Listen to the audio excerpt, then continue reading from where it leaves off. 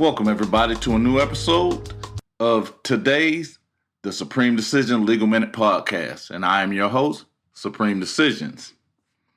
And yes, I have a story to tell. Well, I'm going to tell you one of the worst things that happened, I guess, at the beginning of 2022 for me. And it's the binge watching of shows on Netflix. That is super dangerous. Any of you guys that have experienced 2020 know exactly what I'm talking about. You get to a point in where you're kind of dead in the world and things just aren't moving as you think they should, and you're just kind of complacent and you just want something to do. And that to do is the watching of something. And on me, it was Netflix. It was on my TV. And I got an opportunity to watch a few shows as well as, what do you call that? TV series, which technically aren't TV series. Anyway, one of the movies I watched was 137 Shots. That was very telling. But I also watched Trial 4, The Law-Abiding Citizen, When They See Us, and of course, How to Get Away with Murder. You know what? It's just something about that show, and Viola Davis it just gets me. And one of the things I actually like about it, season 1 they use a lot of law. Seasons 2 and 3 they use a lot of technique. But after that, it becomes a drama series. But you pick up things here and there because they do still say things that are illegal, blah, blah, blah, blah. Anyway, I had put up a video that contained Amanda Ruffin's propaganda show that she did on How Did We Get Here. It's her own show. But I use that as an example to kind of solidify some of the things I talk about, because I do understand some of the things that I say just from idle context sounds crazy. I get that. I understand that. I accept that. But what I also understand is I'm getting them from someplace. I'm getting this information that I'm giving you from someplace. Because I always tell you, very seldom do I give you my opinion. Now, before I give you my opinion, I'll let you know it is my opinion. But when I'm giving you numbers, when I'm giving you open sources, those are the places that I'm getting this information from. Those are the things that I'm referring to when I speak in these generalities. Just like, for example, it's the understanding of how the media has twisted and programmed us to believe police have authority, when in fact our government are servants. They're agents of servitude. And they've done that voluntarily because they're acting on behalf, at the behest of the citizens. The citizens choose who they're going to have represent them and how they're going to be represented. The problem is, most of us have lost sight and think that the government is powerful. Because even the context of understanding the role, basically, yes, the role of government. And the role of government consists of one thing: working for the benefit of the people. Now, many of us have also understood the context or how powerful media is, because one of the things I was told when I was like 13, 14, you need to quit watching that trick box. It tells lies to your vision, and it tells you it's going to tell lies to your vision because everyone on there is lying. They're called actors. They're pretending. And the best way to act or show off a persona is through the television. Now, one of our favorite places to go is YouTube, people. It doesn't take anything to create a channel. All it takes is the nuts to actually say something, do something, and then post it. That's it. Get a camera, start filming, upload. That's it. Doesn't take anything special. But to be consistent, to create something that actually has substance, that growth and becomes a brand and all, that is where the work is. That's where the business is. But the easy part is just getting in front of a camera and talking. Many of us have learned to be disconnected from others due to the coronavirus and 2020 and the world shutting down. We learn to just stay away. And the easiest way to communicate is through video. Well, there's no greater example of the propaganda that Amanda Ruffin spoke about and the implementation of YouTube and the separation and the power of the programming as illustrated by Polk County Sheriff, it's Polk County, Florida. He always holds a press conference whenever he arrests someone or someone in his department arrests someone. And he always says the suspects are horrible, and he paints this picture. Now keep in mind, these people have been arrested. They have the right to be innocent until proven guilty. Now, he speaks of them in horrific terms. And he never apologizes when he's wrong. Now,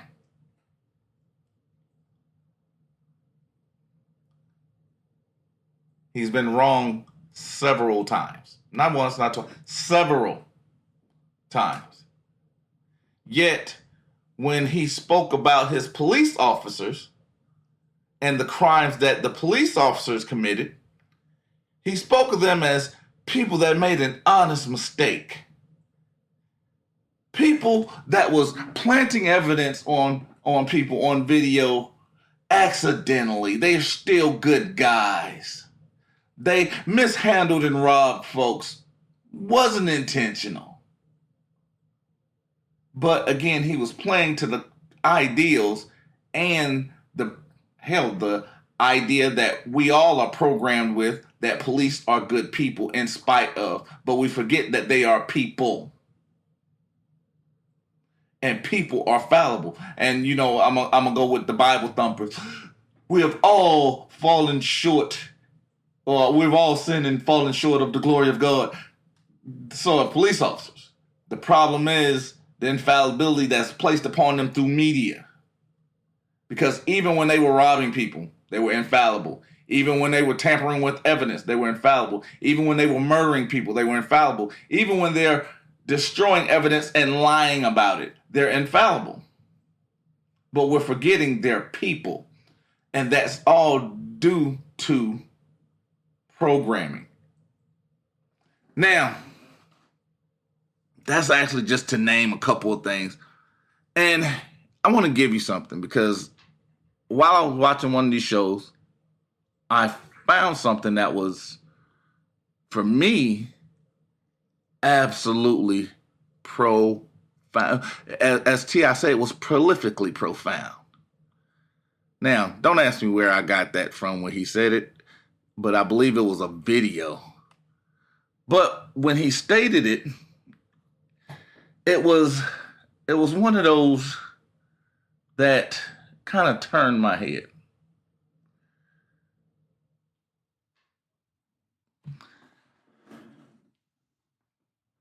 This is a time of shame and sorrow.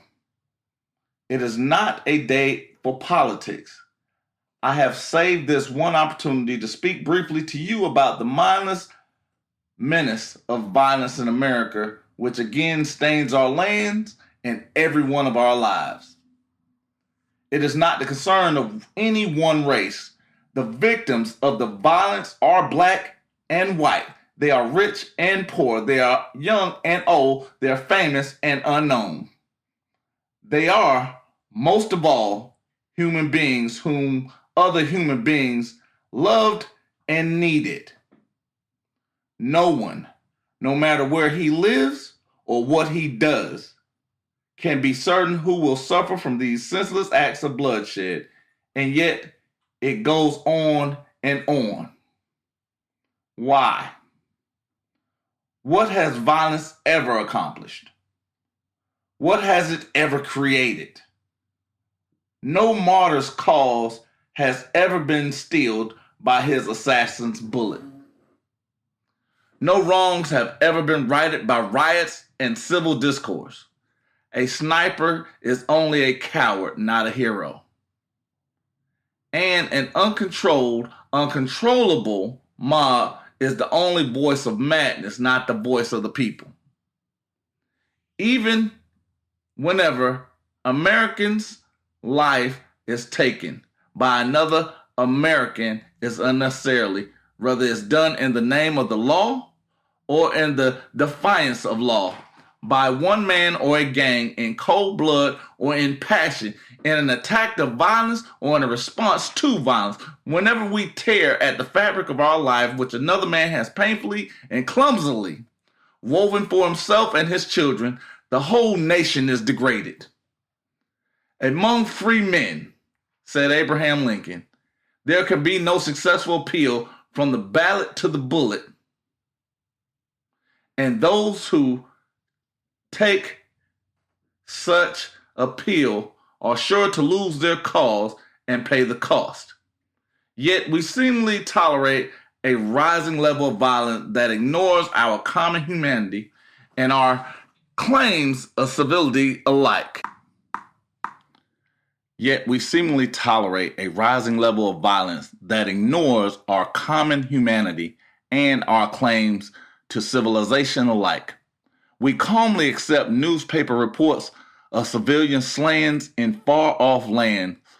We glorify killing on movie and television screens and call it entertainment. We make it easy for men of all shades of sanity to acquire weapons and ammunition they desire. Too often we honor swagger and bluster and the yielders of force. Too often we excuse those who are willing to build their own lives on the shattered dreams of others. Some Americans who preach nonviolence abroad fail to practice it here at home. Some who accuse others of inciting riots have their own conduct invented them. Some look for scapegoats. Others look for conspiracies. But this much is clear. Violence breeds violence. Repression brings retaliation. And only a cleaning of our whole society can remove this sickness from our souls. For there is another kind of violence, slower but just as deadly, destructive as the shot or bomb in the night. This is the violence of institutions, indifference, inaction, and slow decay. This is the violence that affects the poor, that poisons the relationship between men because of their skin has different colors. This is a slow destruction of a child by hunger, and schools without books, and homes without heat in the winter. This is the breaking of man's spirit by denying him the chance to stand as a father and as a man among other men. This is two afflictions of us all. I have not come here to propose a set of specific remedies, nor is there a single set. For a broad and adequate outline, we know what must be done. When you teach a man to hate and fear his brother, when you teach he is lesser man because of his color or his benefits or the policies he pursues, when you teach that those who differ from you threaten your freedom or your job or your family, then you also learn to confront others not as fellow citizens, but as enemies, to be met not with cooperation, but with conquest, to be subjugated and mastered. We learn at last to look at other brothers as aliens, men with whom we share a city, but not a community, Men bond to us in uncommon dwellings, but not in a common effort. We learn to share only a common fear, only a common desire to retreat from each other, only a common impulse to meet disagreement with force. For all of this, there are no final answers. Yet, we know we must do it. It is to achieve true justice among our fellow citizens. The question is not what programs we should seek to enact. The question is whether we can find in our own midst and in our own hearts that leadership of human purpose that will recognize the terrible truths of our existence. We must admit the vanity of our false distinctions among men and learn from our own advancement in the search of the advancement of all. We must admit in ourselves that our children's future cannot be built on misfortune of others. We must recognize that this short life can either be ennobled or enriched by hatred or revenge. Our lives on this planet are too short, and the work to be done is too great to let this spirit flourish any longer in our land. Our course, we cannot vanish in this program, nor with a resolution.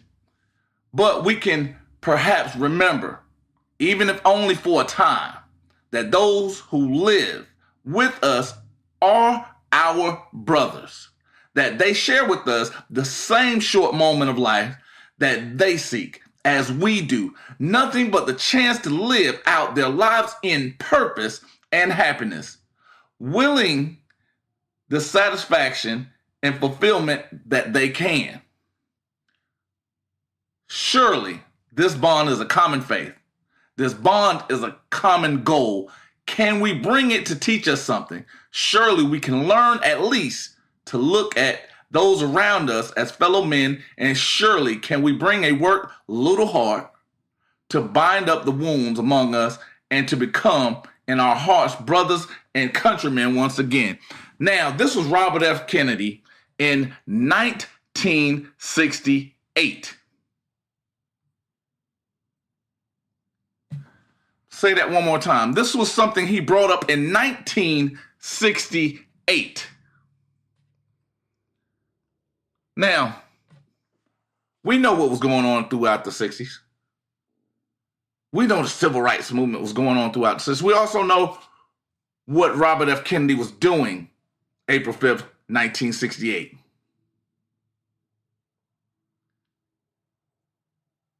He was understanding that in 1968 there was a perceived programming that was done. He was also talking about the one thing that we still have not done today, and that's create the ability to look at one another as human beings.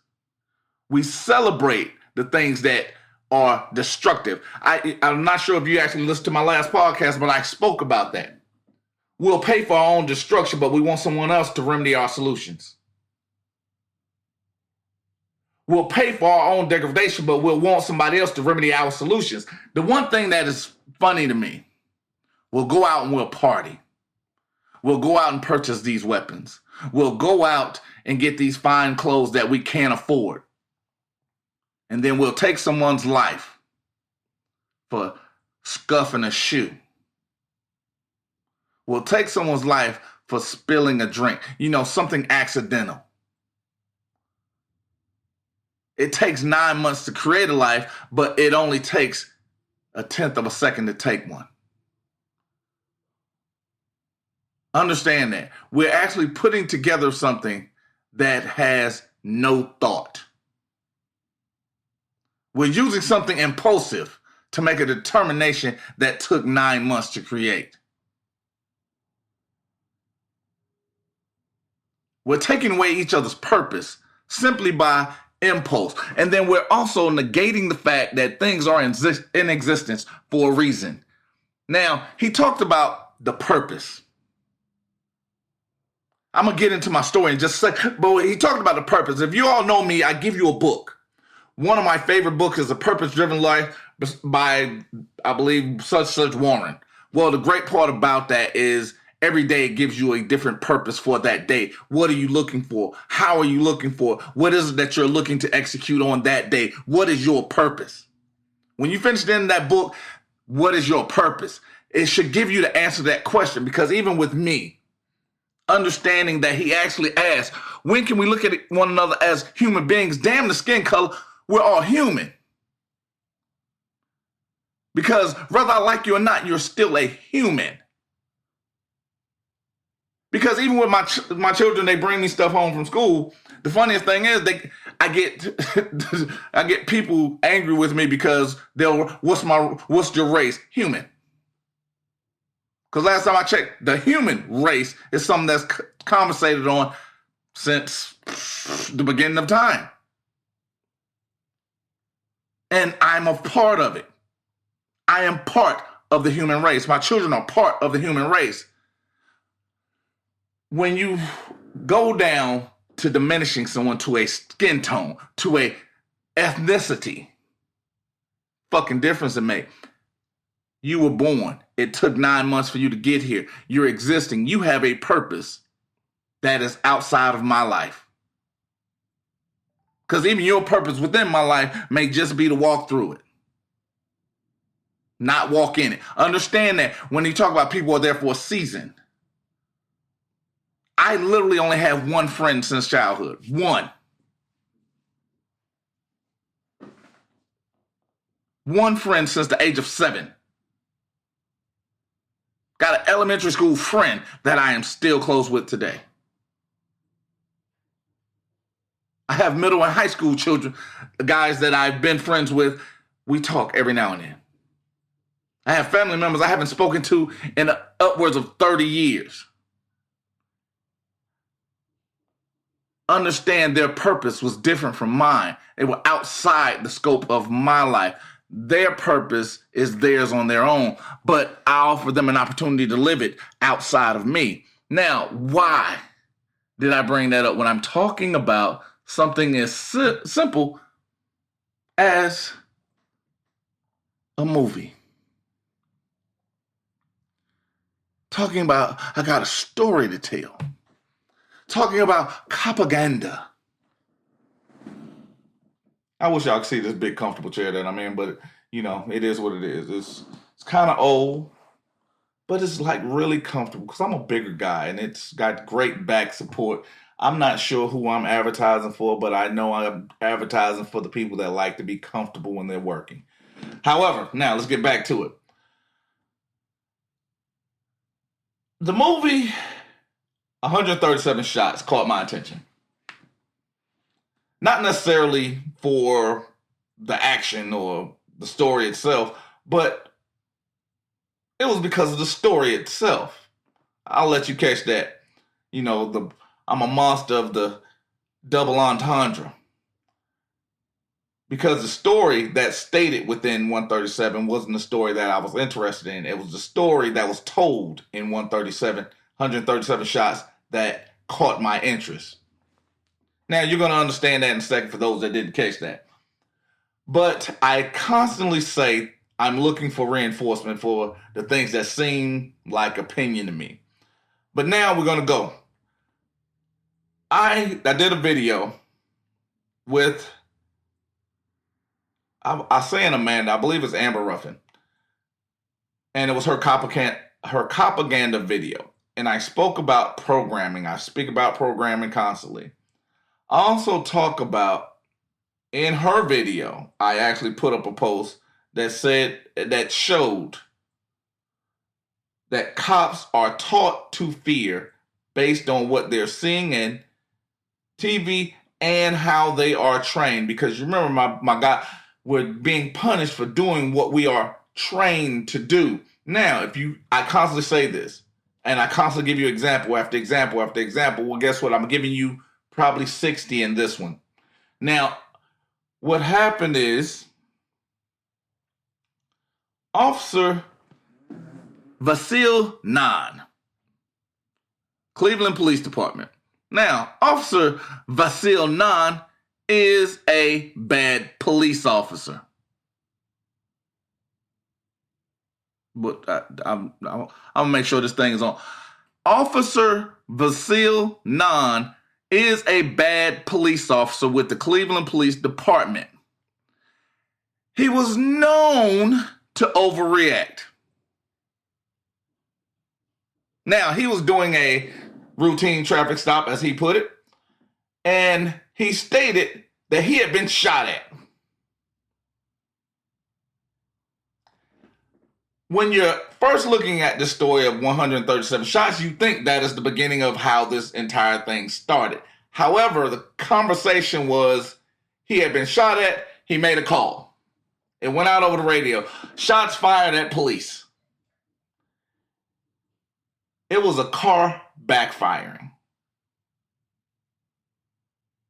Now, stay with me. This is why the story isn't even good yet. I'm just giving you an introduction. Here's the problem.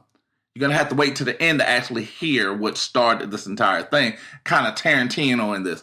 But even when he described it, because it's funny. He stated he smelled gunfire. Remember, I just said it was a car backfire, so there was no gunfire or gun smoke to smell. So a bad police officer, Vasil Nan, known to overreact, had a car backfire. He said it was a gun. Then he said he smelled gun smoke. But this is also the exact reason why police cannot determine what probable cause is or use the smell of marijuana as probable cause to search. Say, well, that's not true. Oh, damn, I got to do this, don't I? I got to pull this up. Because I often tell you that they can't. It's impossible for them to do what they're supposed to do and do it properly. And when we're talking about these things, and I tell you over and over and over and over and over and over again, these are not my words. These are not the things I'm doing as, what would you call it? Because it was funny because a cop actually told me one day, you're trying to make us look bad. Well, have a lot of help. That's all I can say.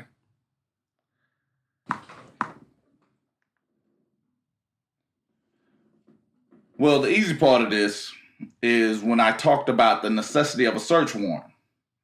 Because in the United States v. Leon, 468 U.S. 897, 1984, because a search warrant provides the detached scrutiny of a neutral magistrate, we have expressed a strong preference for warrants. Malley v. Briggs. But actually, let me go back to Leon real quick.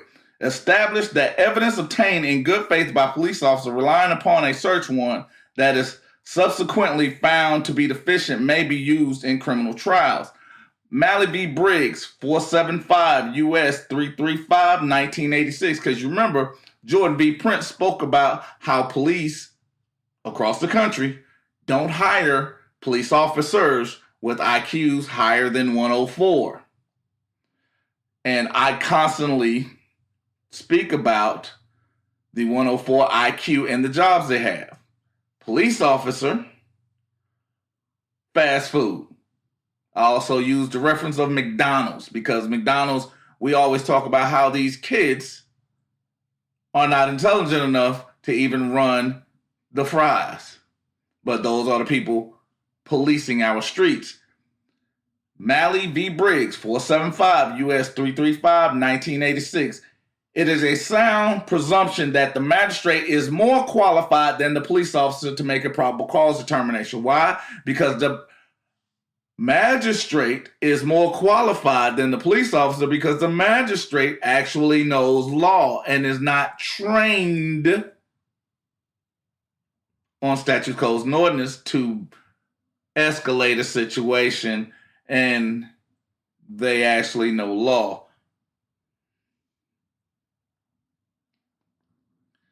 Because here's the thing. I talk about Franks v. Delaware, 438 U.S. 1954.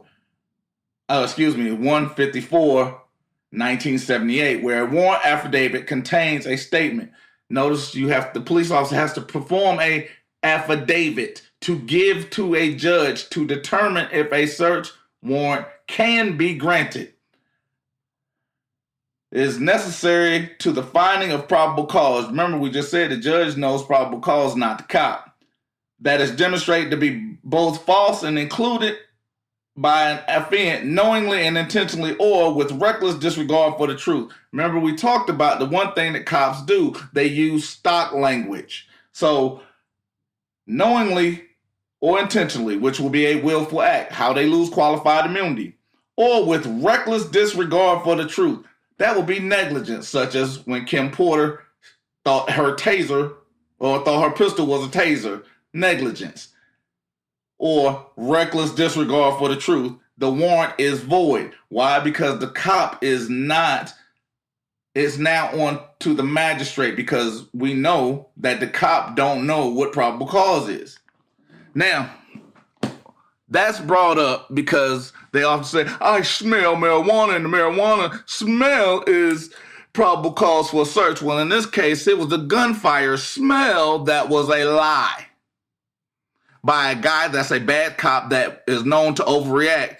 And he said this over the radio, and more than 100 police officers got involved. I'll get into that later, because I think you guys remember the 57 police officers that actually quit in Buffalo because of protesting of police violence. And they not only knocked over a 72-year-old man and cracked his head on the curb, literally.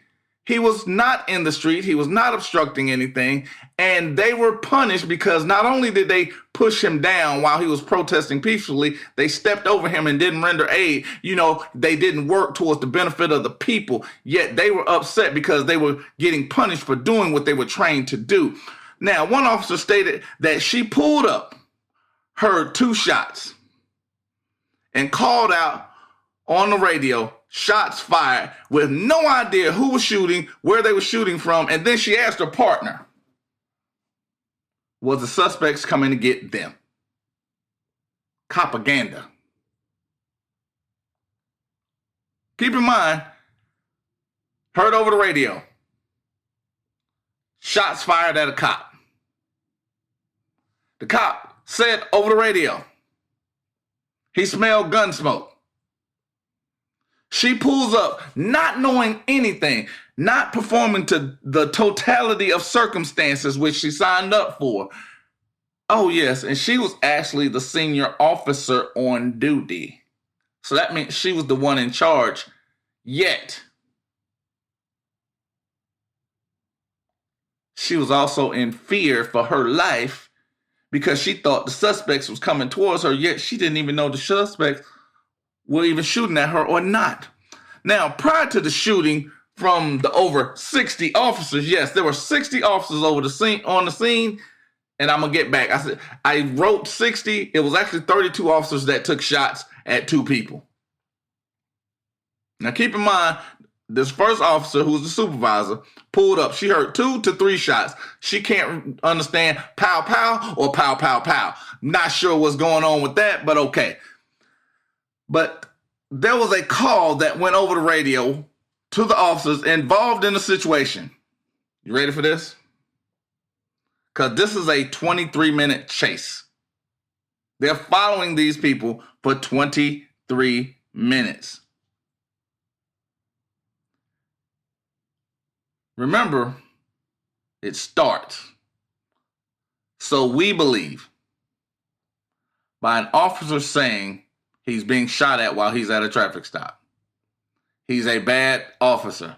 He then says, I smell gun smoke. Is that possible? Absolutely, because he honestly believed he was being shot at. Why? Because he's a bad cop. Now, can your brain trick you to believe you? Absolutely. Another call goes out. Shots fired. 2 to 3. Not sure if she heard 2 or 3. But then she's panicking with her partner. Are the suspects coming to get us? While they're on this 23-minute chase, let's call it that. Let's call it a chase. It went out to 60 officers because many officers realized this was buffoonery. Why are 100 officers chasing one car with 2 people in it? Over 300 showed up for Christopher Donner.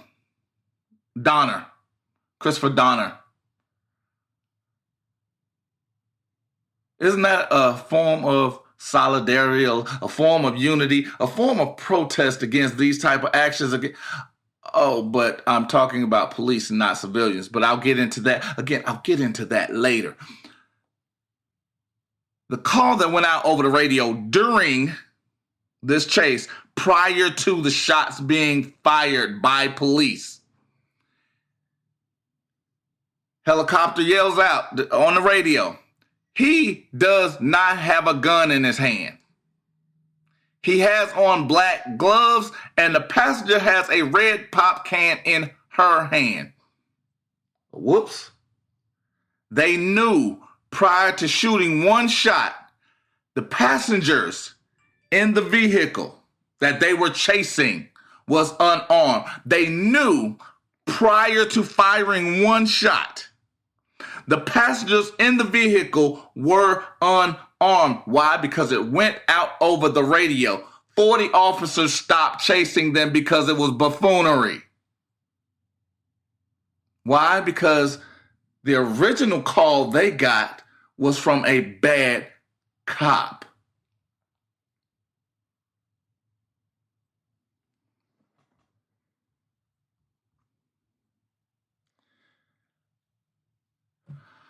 Now, here's where it starts getting funky.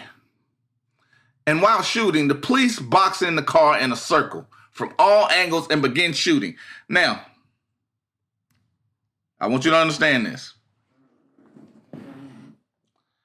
I actually want those that are military, hell, even police officers that listen to this. I want you to comment in the comment section. I want you to leave me a few snide remarks. Hell, I even want you to leave me a few questions because actually this year we're going to do something different because we're going to have people on the show, and I actually want to feel you guys. I want to talk to you guys.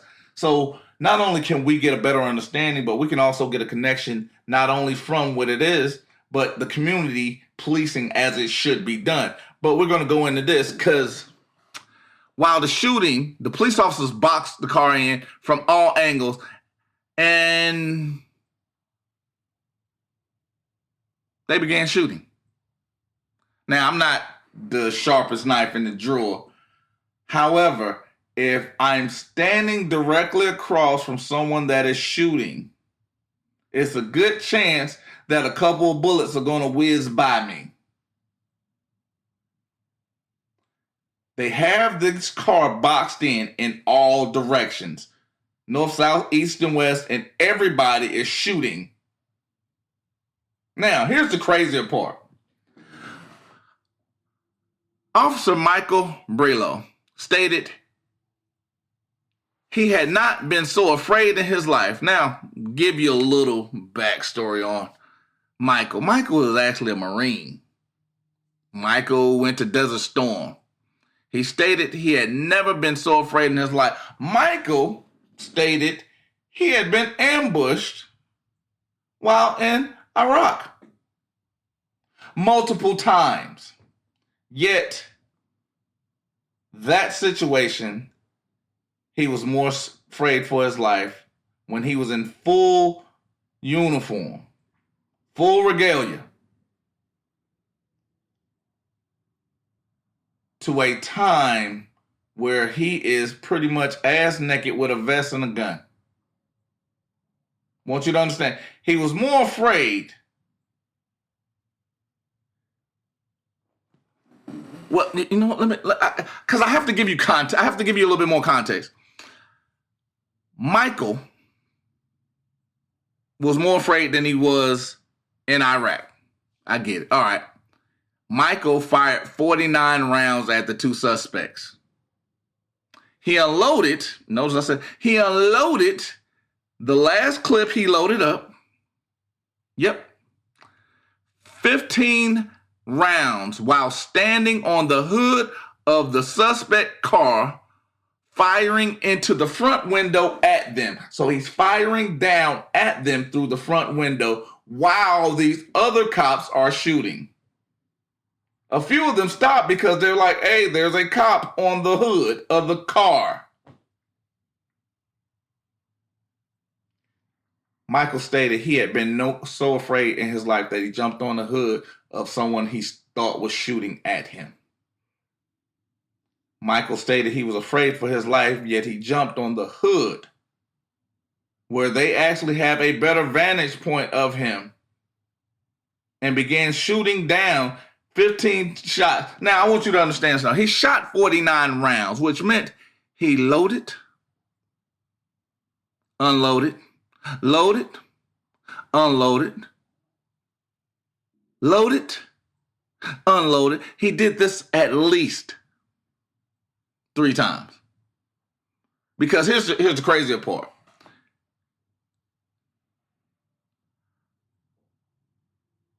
We know that his service pistol held 15 rounds. 15 times 2 is 30. 30 plus 15 is 45. So there were an extra 4 bullets that came from somewhere. We also know by his words that he unloaded a clip. So there were 4 bullets. My question is, why'd he go to work with only 4 bullets in his clip? But we'll get into that later. But I want you to understand the propaganda of this whole situation, because his actions didn't match his words. Now, I'm in fear for my life. He unloaded and reloaded, unloaded, reloaded. Then he stated he didn't recall jumping on the hood of the car. Yet,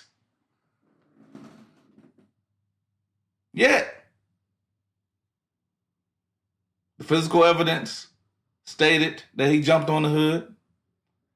Other officers stated he jumped on the hood. Other officers from other precincts stated, we stopped shooting because this jackass was standing on the hood. Now,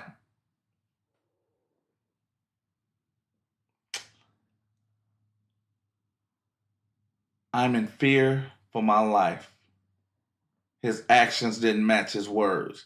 He was firing down on people he thought was shooting at him. Now, what I thought was profound, and again, prolifically profound, was the fact that every cop in that situation said the exact same thing. Remember, they use stock words. They're punished for doing what they're trained to do. They're using stock words. I was in fear for my life. I was in fear for my life. I was in fear for my life. Philando Castile's murderer, Geronimo Yanez, stated he was in fear for his life when he was firing his gun at a man that was doing what he was asked to do, who had a child sitting directly behind him in the line of fire. Yanez, his partner, who was also there, who was also present, who was also hearing, asked Yanez, why did you shoot?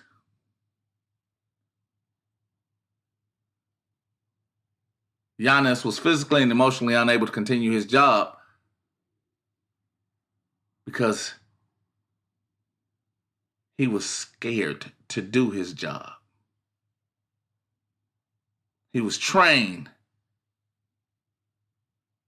to be fearful of everyone. Everyone's a criminal. Everyone's out to hurt you. And Philando had dark skin. If you watched the video, if you were able to watch it on Facebook, because I believe YouTube blocked it,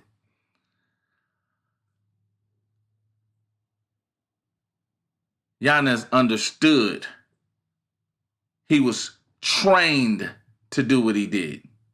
So when I talk about it's easy to control the uneducated, it's easy to understand even in that speech that was given in the 60s. You take books away from children. I dumb down for my audience and double my dollars. You criticize me for it, yet you holler. The 60s, they were taking books from children because they wanted them unarmed. Late 80s, they allowed ebonics. 2020, you got grown-ass people that can't spell probably. They're taking away your ability to fight. They're constantly telling you Latin is dead, yet they're still filling up courtrooms. They're still generating revenue.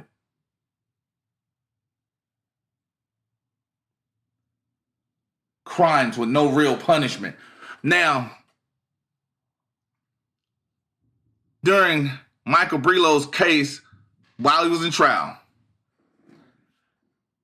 I never watched it. I'm not even going to joke, pretend, lie about it, whatever. I never watched the video of Tamir Rice. I never listened to the 911 call. I never listened to the call made by the operator to the police. The problem is I can no longer unhear. I can no longer unsee. During Michael Brelo's trial, because of all the officers that took shots, only one was charged. But during his trial, while they're picking voir dire, kind of similar sort of to Derek Chauvin, Tamir Rice was at a playground. He was given a toy BB gun. A caller at the park called 911 and stated, there's a young man walking around with a toy gun. These are the caller's words. He can't be any more than about 9 or 10.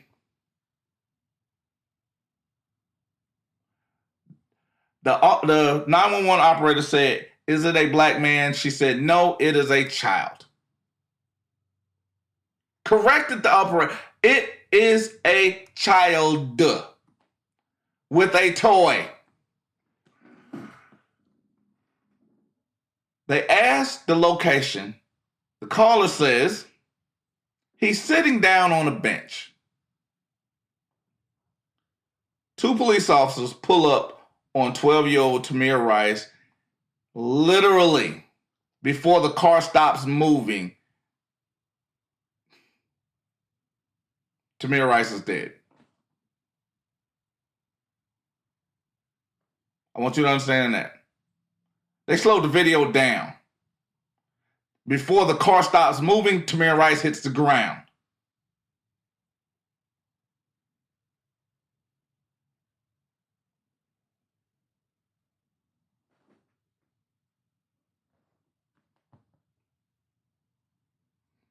The officer who took the shot, or shots, who fired his gun twice, he shot and killed Tamir Rice before his feet actually hit the ground. I want you to take that into account.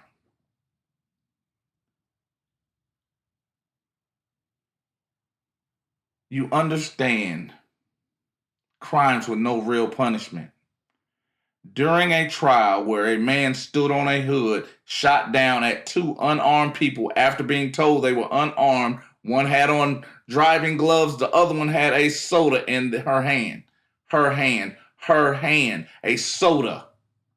Black gloves, soda. Now, I'm going to get back on this because one of the stupidest shits I ever hear is the fact that a trained police officer knows the difference between a camera and a gun. Yet, I often hear a police officer excuse, "Well, I didn't know it looked like a gun." Really? So that means, according to that statement of that captain, you don't know the difference. You are not properly trained.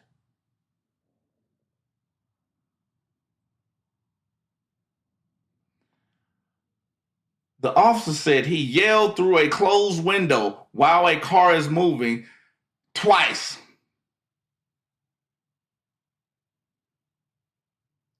At a child with a toy and shot him twice before his feet ever hit the ground. At a child in a moving car with the windows up, he shot him twice before the car stopped rolling because he was in fear for his life.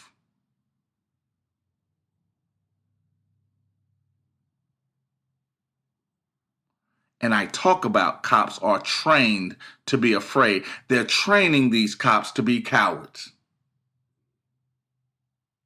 These are the people that they're giving grenade launchers to. A person that they're training to fear. Who in the hell are you using a grenade launcher on? This was in the George Floyd police reform bill. You have someone working at McDonald's with a great grenade launcher. Does that make any sense? You have people that are improperly trained on how to use a pistol or how to use a taser properly or to know the difference. You're giving these people 7 non-lethal weapons, but none of them spend as much time on the one lethal weapon. I must understand how dangerous their job is. And I'm going to give you one thing, because here's the great part about it. Dustin Poirier, because you guys know I'm a huge MMA fan. I love Dustin. Dustin the Diamond. I actually looked at a statement he said. It made me look at karma differently. Because everybody, when they speak about karma, they talk about the bad. Dustin had a statement that said, karma is a mirror.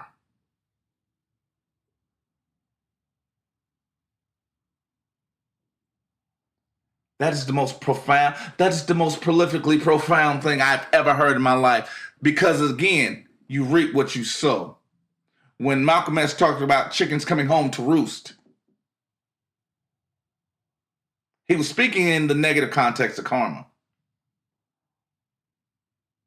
Because again, there was a point in which even Kennedy spoke about in the 80s, people were getting tired. Because even the blue flu, they spoke about it in this movie because they talked about it from the 60s. I actually thought it was something that came up with in 2020. It actually was out in the 60s. The blue flu. I'm not going to turn in my fellow cop yet. You have the Hispanic Police Officers Union, the African American Police Officers Union, but why don't we just have a police officers union? You know what? I'll get into that later because, again, we're starting to ask questions. Why? Because they want you to be ethnically correct. At the same time, you're being unified blue. They want you to excuse the actions of ignorance. They'll pay for their own degradation. They don't want to look at you as a human being, which is why they relegate you to other departments. You're blue, but you're also. But here's the great part. I'm blue and human. The greatest among you shall be a servant to all. I don't care what anybody says. The one thing I have the right is to live my purpose. I don't have to bother you. As long as it doesn't bother you, I don't expect you to bother me. The thing is, I spoke about this before too, and again, I'm going to get back on subject. Warren Buffett gave us a book. It was entitled How to Sell Girl Scout Cookies. That was actually one, but the second one was Everything I Need to Know for Life I learned in the first grade. Well, I learned in kindergarten. Everything I need to know in life, I learned in kindergarten. Be respectful, keep my hands to myself, play well with others.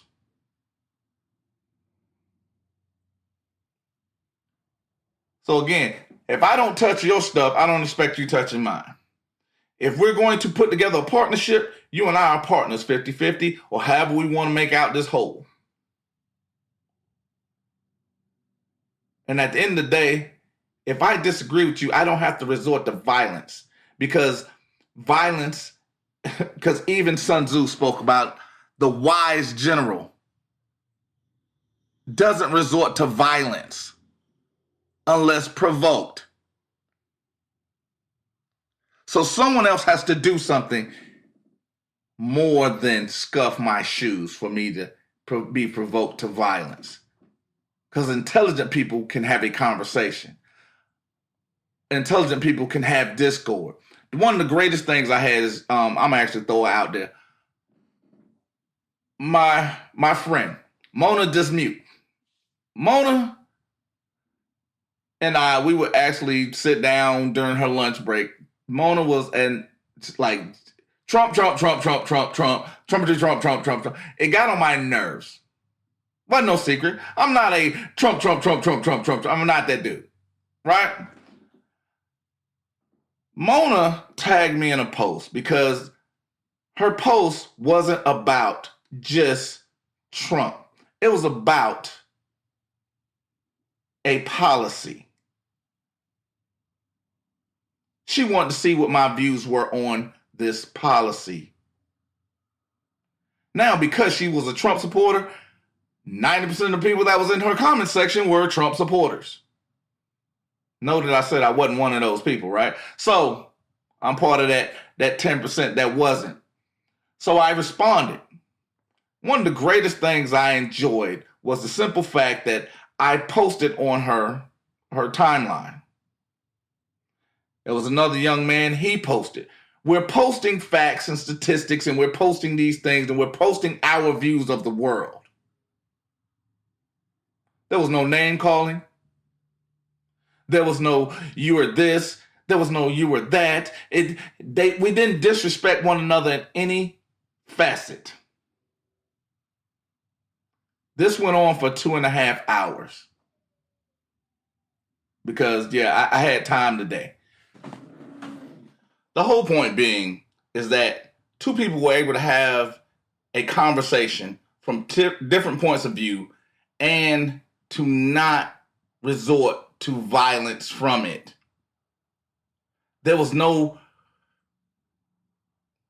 need for it. I don't have to call you names to get my point across. I don't have to get rambunctious and boisterous for you to see my point of view. And if I do, that means I can't articulate, or as even my boy Tommy said, well, you can't even articulate what it is you're saying because you don't believe it.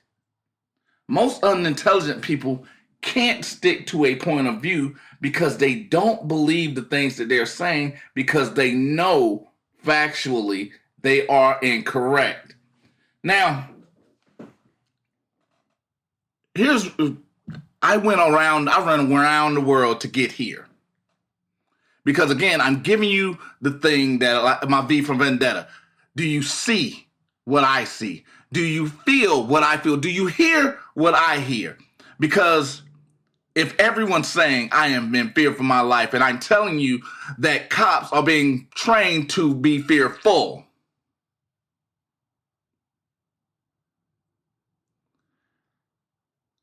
we have a problem with their training.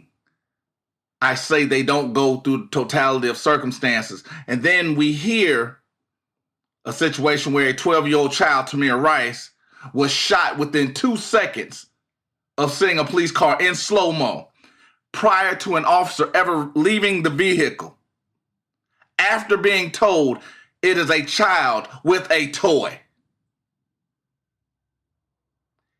How are they in fear of their life or the lives of others when Tamir wasn't even given an opportunity to surrender, to play, to fear, to comply, to or as the program suggests, fight back and show violence.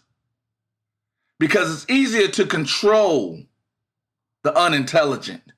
When I use the term trained attack dogs, that's what they are trained. They're training to escalate situations in spite of what Officer Kevin Dingle tells you. Because we're seeing this. Why is it we don't see videos of these professional police officers except for Officer Norman? Or I can't even remember the other guy down in Tennessee. Like it's 2 police officers that are doing good jobs and everybody else is shit. Is that what? That's unfortunate because they say, well, it's a minuscule amount of bad cops. Minuscule. It's a small number, yet we don't see any good ones. Because the good ones are tolerating the behavior of the bad ones. Because you remember I spoke about Officer 9. Remember that? Vasil 9. He's a bad police officer. He was known as a bad police officer and to overreact, yet he was still their first choice for them to follow.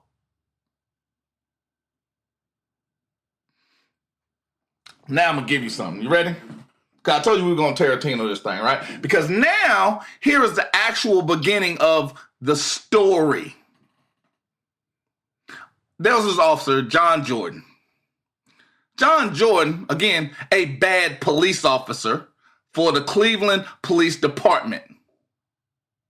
He was known for beating up and planting drugs and stems on the homeless and arresting them to fulfill quotas. Whoops.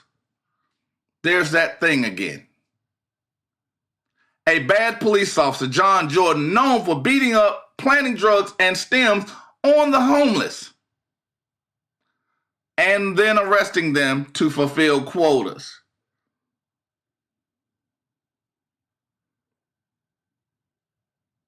Yeah, fill up my timeline with that.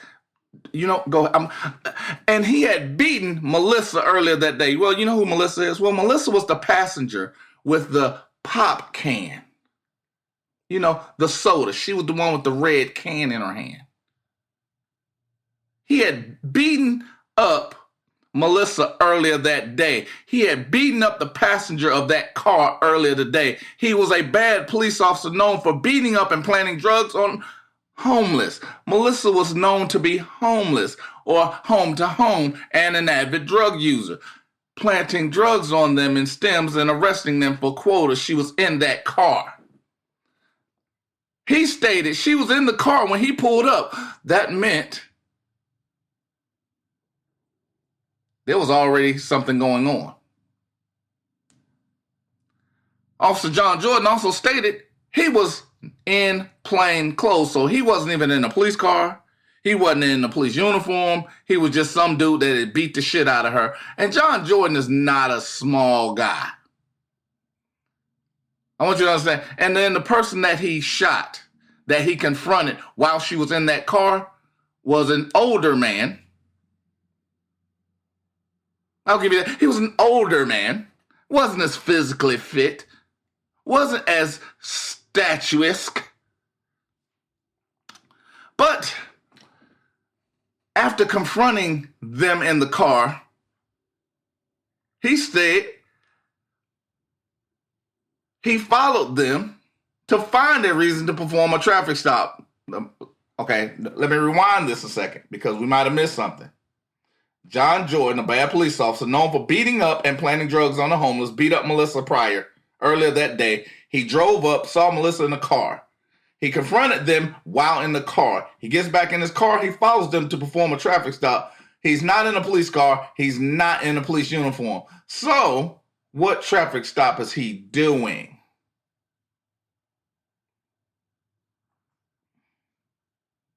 So, when the driver didn't use his turn signal, he pulled them over. Now, keep in mind, I want to give you this. His original story was he didn't even know who that was, never seen the car, didn't know the chick.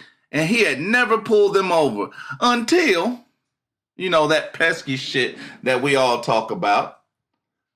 Video showed up showing him at the homeless shelter, showing him pulling up on them, showing him pulling them over, showing him confronting them. Then his story changed. Now, here's a quick question. I want you to understand something.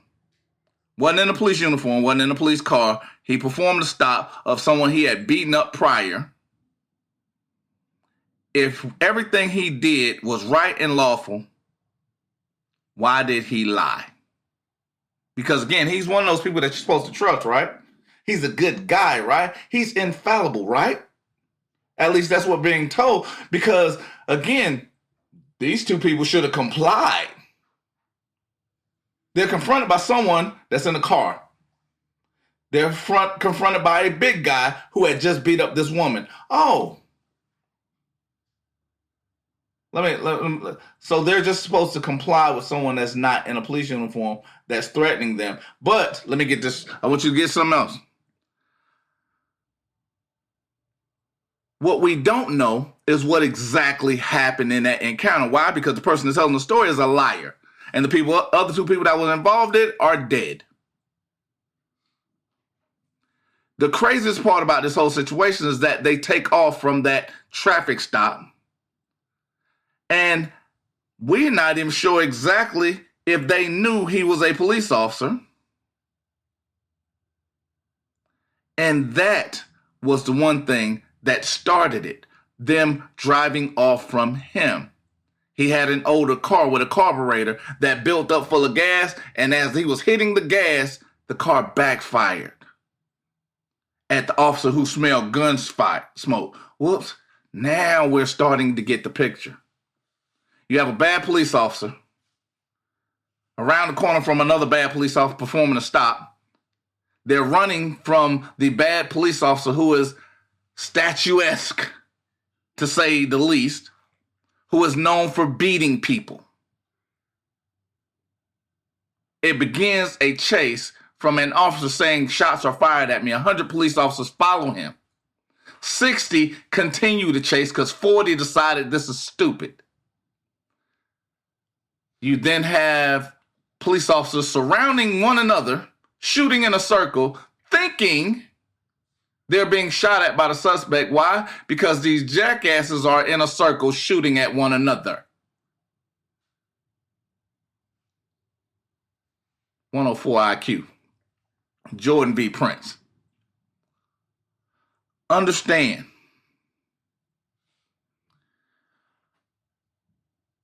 Is it justified now that they were speeding from a man who was large and physically abusive to a woman in the car with an older, out-of-shape man?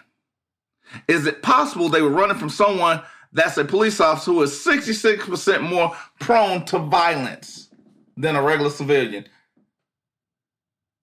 Remember what we talked about. The unintelligent are easily angered, easily provoked. Police officers are stated to be unintelligent. Police officers have the highest domestic violence rate.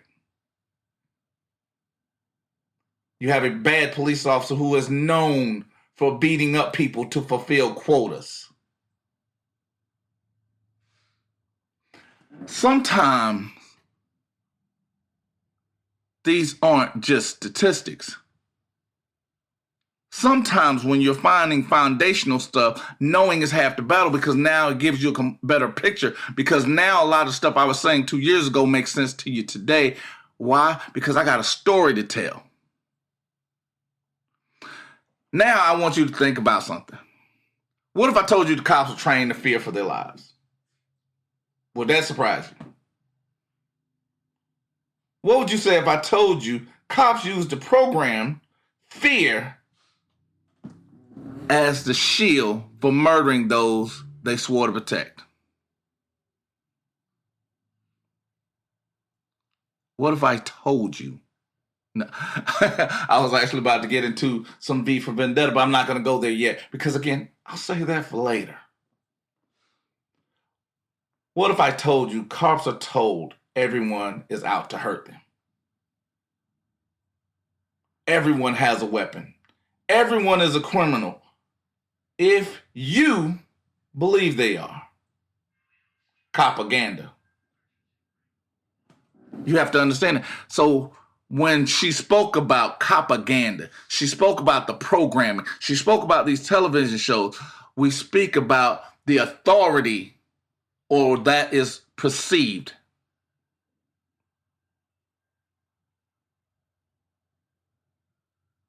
That's why I did the video criminalizing life. That's why I spoke about feelings don't determine law. That's why I asked the question of what level of justice are you looking for? Because all of this is relevant. Because police officers are willfully taking the lives of others, using fear as an excuse.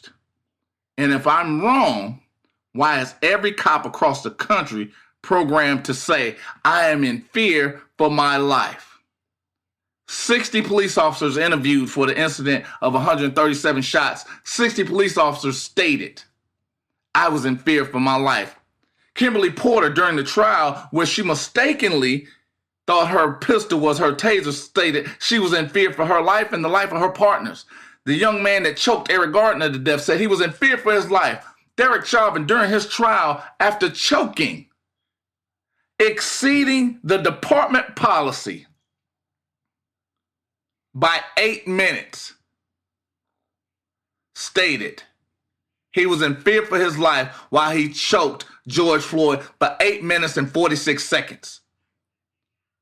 While this man defecated on himself and called for his mother, who had at that time not committed a crime, stated he was in fear for his life, yet he had his knee on his carotid artery and his hands in his pocket.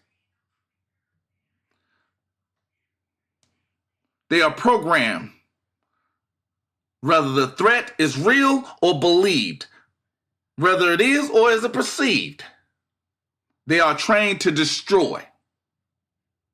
They have 7 non-lethal weapons on them at all times. They have 1 lethal weapon. I'm gonna give you a tee because I'm about to close this one. I speak about this. I say this constantly. We talk about the Arizona police officers, all of them being, I think it was a ridiculous number. I can't even remember it now, but it's like in the 60s. 6% of their department had been involved in an officer-involved shooting. 75% of that 60 had been involved in 2 or more. Cleveland, who is horrible that we're talking about this.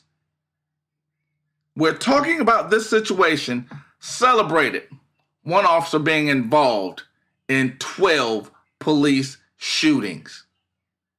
Fire him, and we talk about, it's a rarity. It's a unicorn if a cop pulls his gun. Yet, they're celebrating a man who pulled his gun at least 12 times. Nobody's asking the question, if it's rare that a gun is pulled, why are we celebrating the man that is constantly pulling it? Then we go back to I'm not even going to do that because, again, we had to ask the question. It was asked in 1968 by Robert F. Kennedy, why are we celebrating those who willfully take the lives of other humans, who have, go back to Belly, crimes with no real punishment? His actions are excused. Now, of all the officers that lost their job for this 137 shots, 6 of them lost their jobs, 5 of them were rehired. Tell me, why are we talking about good officers at all? We're celebrating our own degradation. We're celebrating this.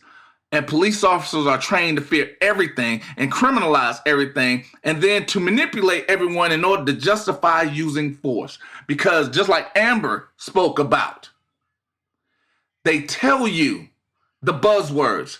I'm in fear for my life. Stop resisting. He has a gun. Yet we're talking about a young man who beat a woman, who then confronted a woman with an older man. And then you had a liar, a known liar, say he smelled gun smoke after being told there was no gun. and she had a Coke can in her hand. You had an officer stand on the hood of their car, firing in, saying at that time he was in fear for his life. The unintelligent resort to violence when there is an opportunity to think. Jordan v. Prince, Mallory v. Briggs.